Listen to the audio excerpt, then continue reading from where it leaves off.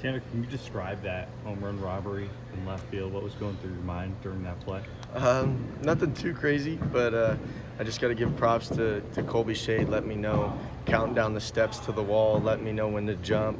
That's something we work on every day, as crazy as it sounds, robbing home runs, but we really do. It comes down to preparation, and we work on that.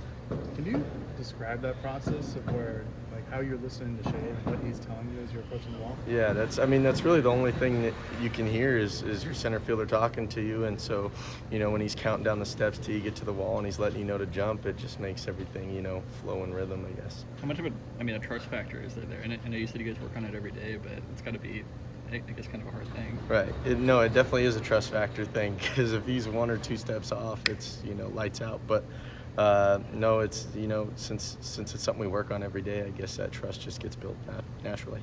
You guys had a home run stolen against you earlier this week. Does it feel especially good to sort of turn the favor? Obviously, a different team, but still. Yeah, no, on the other it definitely does. It definitely does.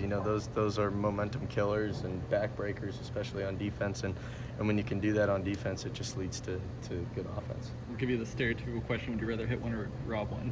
Oh man, well that's a great question. I guess I'd take either, but now doing that, I think it feels a little bit better to hit one. I mean, you were 4 for 5 at the plate today too. What do you think was clicking up there?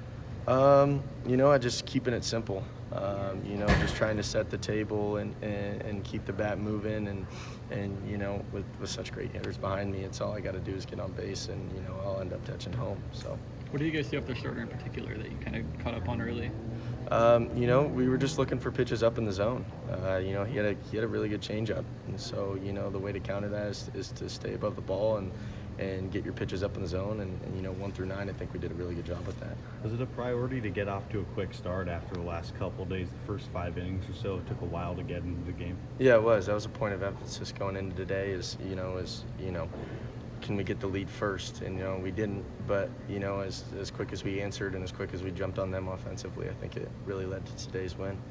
I think was it about his stuff that allowed him to kind of settle down? He ended up going 6 innings, still threw over 100 pitches after that tough start. Like I said, he's got a good changeup. He had good stuff, and he settled in a little bit. And I still, even with scoring 5 or 6 there early, I think we had more on the table, but we kind of gave in a little bit, but we were able to make some adjustments and finish strong offensively. Going back to your catch, just in the back of your mind, is that runner on first there? Because you caught it, came down, didn't do anything, just gunned it to first. Yeah. So what went through your mind for that runner? A little bit. I mean, when the ball's in the air, you're just priorities to catch it. But, that's just all pre-pitch stuff, is knowing where the runners are, what the outs are. So it's when that ball does hit your glove, all of that just kind of comes into your brain instantly. Was Shade helping you out at all with that one too? Or? A little bit, yeah. He was screaming after the catch, 1-1-1, like we all do, and you got to give credit to him again. What did you say to him after you made that catch? Any words after that? Just said thanks. Kept it simple. How much of an effect does playing in a rain game have? I mean, especially at the plate.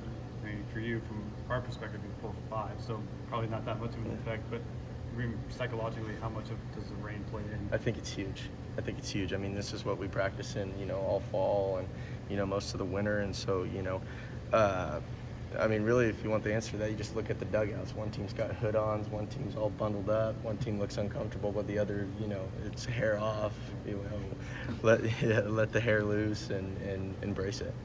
For you guys to, bounce back the way you have after the Washington State and the Oregon State game in the midweek, just how nice is it to get these two and bounce back really quickly? It is nice. It is nice, to get back in, get the series win. But, I think we try to take it one game at a time, and that really puts the point of emphasis on tomorrow and getting the sweep and getting with a big week ahead, getting out on the right foot for sure. Is that even more emphasized at this point in the year where every game is so crucial? Yeah, no, it is. But, like I said, it's just all about taking it one game at a time.